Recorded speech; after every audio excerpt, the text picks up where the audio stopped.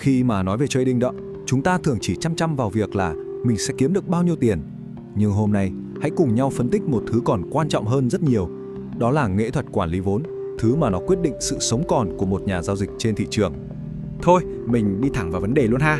Khi bước chân vào thị trường, câu hỏi đầu tiên lởn vởn trong đầu mỗi người là gì? Chính là lợi nhuận. Kiếm 10% mỗi tháng là ấm rồi, hay là phải 30% mới bỏ công? Thậm chí có người còn muốn nhân đôi tài khoản. Mấy cái mục tiêu này nó rất hấp dẫn, nó là cái đích mà ai cũng nhắm tới, đúng không nào? Nhưng mà khoan đã, có một câu hỏi khác quan trọng hơn gấp nhiều lần. Không phải là mình muốn thắng bao nhiêu, mà là mình sẵn sàng mất bao nhiêu. Đã bao giờ chúng ta tự đặt ra một cái điểm dừng lỗ cho toàn bộ tài khoản của mình chưa? Ví dụ nhé, nếu tổng vốn bị âm 30% hay 50% thì mình có dứt khoát dừng lại không? Trả lời được câu hỏi này mới thực sự là điểm khởi đầu của một trader chuyên nghiệp. Ok, trong phần đầu tiên này, chúng ta sẽ mổ xẻ một cái tư duy nó cực kỳ phổ biến nhưng lại vô cùng nguy hiểm. Đó chính là tư duy con bạc. Đây là một cái bẫy suy nghĩ đã khiến không biết bao nhiêu người thất bại chỉ vì nó dựa trên những phép toán cộng trừ tưởng chừng như rất là logic. Thì đa số chúng ta khi mới bắt đầu thường coi cái tài khoản giao dịch như một cái ví tiền chung thôi. Hôm nay thắng thì tiền nó đầy lên một chút, ngày mai thua thì nó vơi đi. Nói chung là mình chỉ phản ứng lại với thị trường. Nhưng mà cách tiếp cận của dân chuyên nghiệp thì hoàn toàn ngược lại. Họ sẽ định rủi ro tối đa ngay trước khi họ vào lệnh và họ phân chia vốn một cách có chủ đích để bảo vệ nó. Và đây là một sự thật khá là phũ phàng. Nếu tư duy của mình chỉ dừng lại ở việc cộng trừ trừ mỗi ngày thì sớm hay muộn tất cả rồi cũng sẽ thua sạch cho nhà cái mà thôi. Thị trường nó không có vận hành đơn giản như vậy. Vậy thì làm sao để thoát khỏi cái tư duy con bạc này đây? Giải pháp nằm ở một chiến lược hoàn toàn khác, một cách tiếp cận phải nói là hơi ngược đời để cấu trúc lại vốn. Chúng ta gọi đó là chiến lược quỹ dự phòng. Nghe nó hơi ngược đời đúng không? Thay vì đợi đến lúc thua lỗ rồi mới tính, thì chiến lược này yêu cầu chúng ta phải chủ động trả cho khoản lỗ tối đa của mình ngay từ đầu. Tức là hãy tách riêng cái số tiền mà mình sẵn sàng mất ra. Đây chính là một bài toán ngược, nhưng nó lại là chìa khóa để bảo vệ cả tâm lý và tài sản của mình. Vậy thì quỹ dự phòng, chính xác nó là cái gì? Nó một cách rõ ràng nhé. Đó là một khoản tiền được để riêng ra, giống như một tầm khiên vậy, và nhiệm vụ duy nhất của nó là hấp thụ các khoản lỗ để tài khoản giao dịch chính của mình không bao giờ bị ảnh hưởng. Giờ chúng ta hãy xem qua cái minh họa này. Giả sử mình có 1.000 đô la và xác định mức lỗ tối đa chấp nhận được là 50%, thì thay vì ném cả 1.000 đô la vào rủi ro, chúng ta sẽ cắt ngay 500 đô la, cất nó vào quỹ dự phòng và mình sẽ chỉ giao dịch với 500 đô la còn lại thôi. Vậy thì trên thực tế, lúc thắng, lúc thua, cái quỹ này nó vận hành ra làm sao? Hãy cùng xem cách mà cái hệ thống này nó hít thở nhé. Cái này nó hay ở chỗ này nè.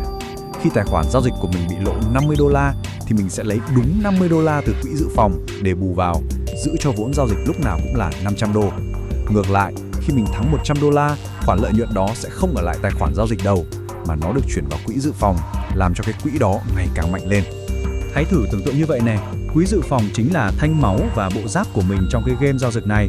Mỗi lần mình thua lỗ thì tấm giáp này sẽ hấp thụ sát thương, và mỗi lần mình thắng, nó lại được bơm máu, trở nên dày hơn, vững chắc hơn cho những trận chiến tiếp theo.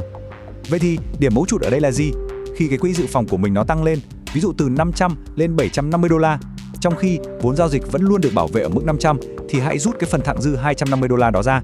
Hãy dùng nó đi ăn, đi chơi, tận hưởng cảm giác của một người chiến thắng. Việc hiện thực hóa lợi nhuận này nó sẽ củng cố tâm lý rất tốt, giúp mình có thêm tinh thần để tiếp tục chiến đấu. Ok, chúng ta đã có cái tấm khiên để bảo vệ tổng vốn rồi. Bây giờ hãy đến với phần vũ khí. Làm thế nào để quản lý 500 đô la trong tài khoản giao dịch một cách hiệu quả nhất, để tạo ra một cái gọi là tài khoản bất bại nhờ vào sức mạnh của những lệnh nhỏ. Phương pháp thì cực kỳ đơn giản thôi. Hãy chia 500 đô la vốn giao dịch của mình ra thành 100 phần bằng nhau.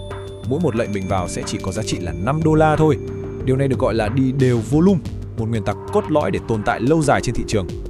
Và con số trên slide này nó nói lên tất cả. Để làm cạn kiệt 500 đô la này, chúng ta phải thua liên tiếp 100 lệnh. Thử nghĩ mà xem, xác suất để chuyện đó xảy ra là cực kỳ thấp. Về cơ bản, hệ thống này đã loại bỏ đi cái nguy cơ cháy tài khoản chỉ vì một vài lệnh thua lớn. Có một câu nói rất là hay và cũng khá là dí dỏm về chỗ này. Nếu một người nào đó có thể thua 100 lần liên tiếp một cách có hệ thống, thì thật ra người đó đã tìm ra một phương pháp dự báo thị trường cực kỳ chính xác, chỉ là nó dự báo ngược thôi. Lần sau, cứ làm ngược lại những gì định làm là sẽ thắng. Cuối cùng, hãy cùng xem sự kết hợp giữa quỹ dự phòng và những lệnh đi nhỏ đều đã tạo ra một sự thay đổi tâm lý sâu sắc như thế nào. Đây không chỉ là kỹ thuật quản lý vốn, mà nó là cách để đạt tới tư duy của một nhà giao dịch chuyên nghiệp. Đó là thắng bằng cách không thua. Cái lợi ích lớn nhất đó là mình có thể giao dịch một cách vô vi, tức là không còn lo sợ, không còn bám chấp vào từng lệnh thắng hay thua nữa. Chúng ta sẽ hiểu ra rằng, để tồn tại, mình phải sống sót được qua những giai đoạn thị trường khó khăn nhất. Và thành công thực sự không phải là thắng 8 trên 10 lệnh, mà là thắng 3 trên 10 lệnh mà cuối cùng mình vẫn có lợi nhuận. Để kết thúc, chúng ta hãy cùng nghe một câu chuyện ngụ ngôn rất là hiện đại. Một câu chuyện sẽ phá vỡ cái ảo tưởng làm giàu nhanh mà rất nhiều người trong chúng ta mắc phải. Thử tưởng tượng có người đến và đưa ra một lời đề nghị như thế này. Kế hoạch nghe có vẻ không thể thất bại được.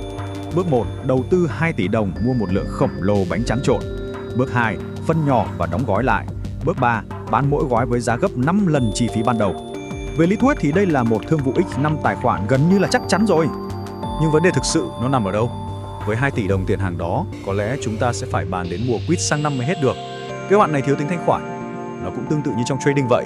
Một tỷ suất lợi nhuận khổng lồ trở nên hoàn toàn vô nghĩa nếu chiến lược của mình không bền vững và không thể thực thi trong dài hạn. Và đó cũng là câu hỏi cuối cùng mà chúng tôi muốn để lại cho mọi người cùng suy ngẫm.